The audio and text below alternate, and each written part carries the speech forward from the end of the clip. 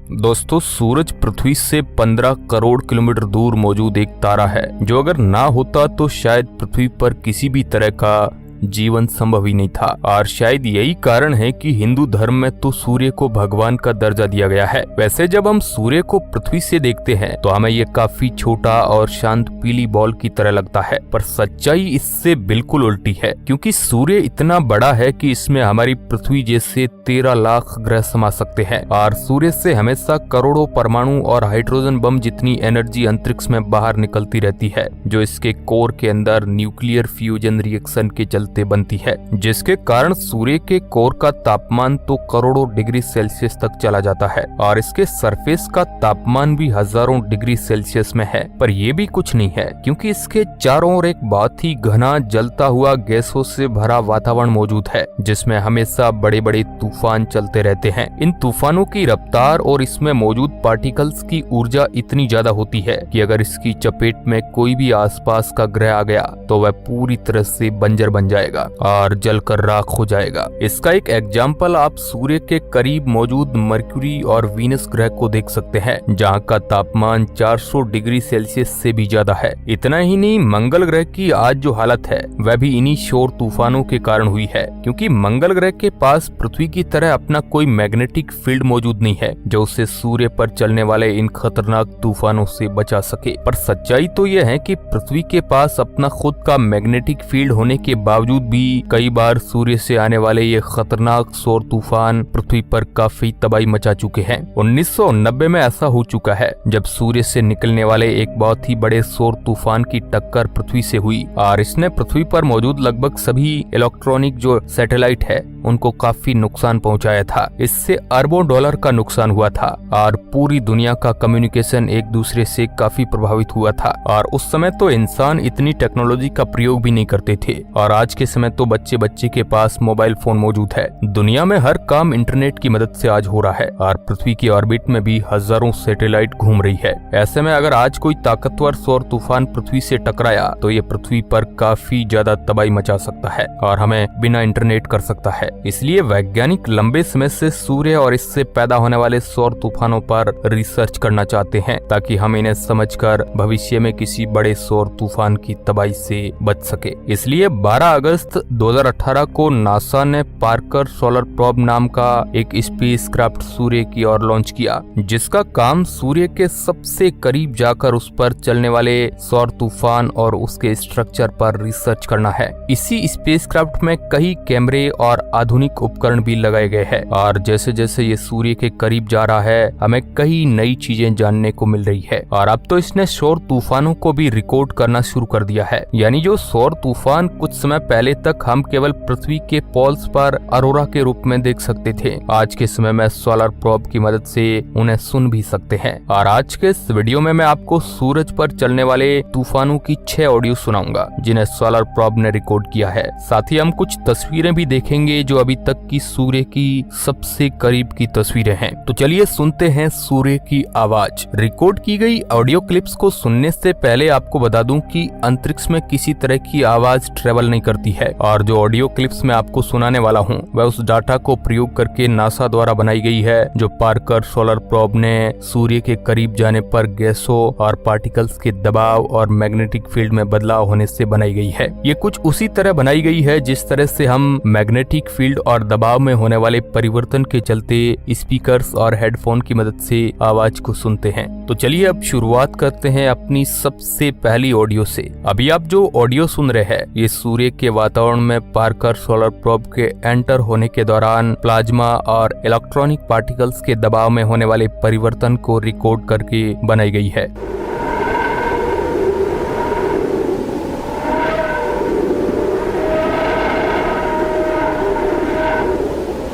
इसके अलावा जो आप वीडियो देख रहे हैं ये भी सोलर प्रोब द्वारा रिकॉर्ड की गई है, जिसमें आप सूर्य से निकलने वाले पार्टिकल्स को काफी तेजी से बाहर जाते हुए देख सकते हैं। वैज्ञानिकों का कहना है कि इस ऑडियो में जो आवाज ऊपर और नीचे हो रही है ये सूर्य के वातावरण में मौजूद गैसों के दबाव में तेजी से होने वाला परिवर्तन है। अब बारी आती है हमारी दूसरी ऑडियो की। ये ऑडियो सूर्य के थोड़ा और करीब जाकर वहाँ पर गैसों में आने वाले परिवर्तन से रिकॉर्ड की गई है।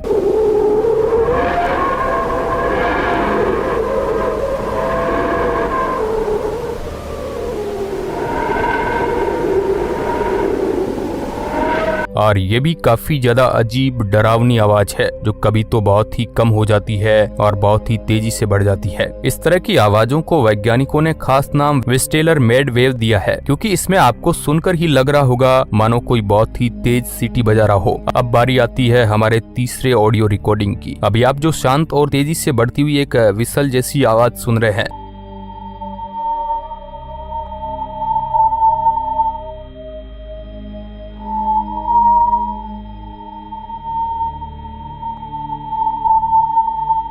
ये सोलर प्रोब द्वारा रिकॉर्ड की गई हाई चार्ज पार्टिकल के प्रेशर में होने वाले दबाव की रिकॉर्डिंग है। यह ऑडियो रिकॉर्डिंग इसलिए भी खास है क्योंकि इससे सूर्य से निकलने वाली एक खास तरह की वेव से रिकॉर्ड किया गया है, जिसे लंगमोयर वेव कहा जाता है। इस तरह की वेव काफी ज्यादा हाई फ्रीक्वेंसी पर ट्रेवल करती है और जब सोलर प्रोब द्वारा रिकॉर्ड किए गए इस डाटा से ऑडियो फाइल बनाई गई तो उससे हमें इस तरह की हाई पिच ऑडियो मिली। चलिए अब चलते हैं हमारी चौथी रिकॉर्डिंग की ओर।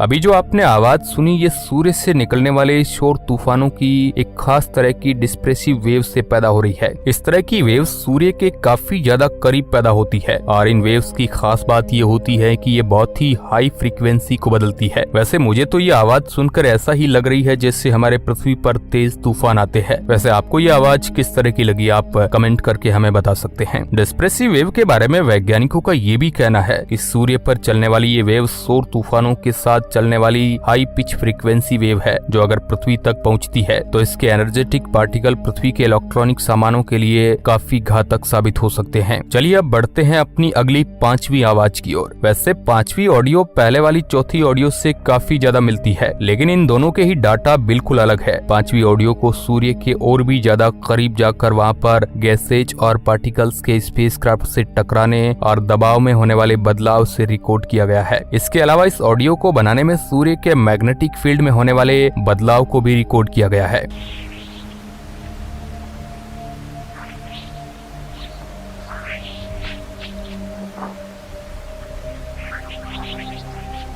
यानी इस पांचवी आवाज में आप जो आवाज सुन रहे हैं ये सूर्य पर चलने वाले सौर तूफान और सूर्य के मैग्नेटिक फील्ड में होने वाले बदलाव दोनों से ही मिलकर बनी है। और वैज्ञानिकों की माने तो इस आवाज और डाटा की मदद से वह सूर्य पर चलने वाले सौर तूफानों के समय अंतराल को समझ सकते हैं। कहने का मतलब है कि भविष्य में हम इस डाटा की मदद से ही ये प्रेडिक्ट कर पाएंगे कि सूरज पर चलने वाले सौर तूफान कब और कितनी तेजी से आते हैं। चलिए अब बढ़ते हैं छठी और सूर्य की आखिरी ऑडियो रिकॉर्डिंग की ओर। ये ऑडियो रिकॉर्डिंग इसलिए भी खास हो जाती है क्योंकि ये पहली ऐसी रिकॉर्डिंग है जो सूर्य पर चलने वाले सौर तूफान या फिर मैग्नेटिक फील्ड डाटा से रिकॉर्ड नहीं की गई है, बल्कि ये ऑडियो रिकॉर्डिंग उन छोटे छोटे मीटियोरॉइड यानी पत्थरों की है जो सूर्य के स्ट्रॉन्ग ग्रेविटी से बंधे हैं और सोलर प्रोब के करीब 70,000 किलोमीटर से सूर्य की ओर बढ़ने के कारण लगातार इससे टकरा रहे हैं।